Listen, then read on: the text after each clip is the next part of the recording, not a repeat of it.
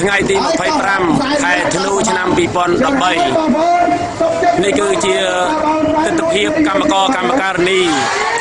រួមទាំងប្រជាពលរដ្ឋទាំងអស់នៅក្នុងខេត្តកំពង់ចាមដែលធ្វើការបិទផ្លូវនៅរង្វង់មូលពោធិ៍ស្ពានគីសូណានេះដែលមានបាតុករ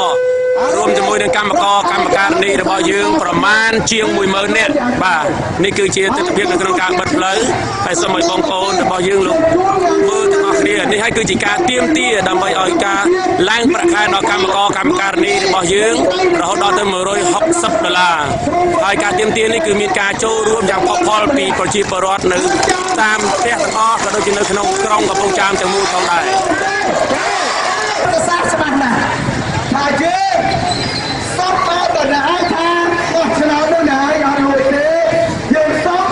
ធ្វើបំផិតទៅឆ្នោតឡើងវិញមកហាត់ឆ្នោតឡើងវិញពីនឹកហាត់ឆ្នោតឡើងវិញពីនឹកភាពបន្តក្តីឡើងវិញឥឡូវគណៈបកគេអត់ហ៊ានទេពីព្រោះ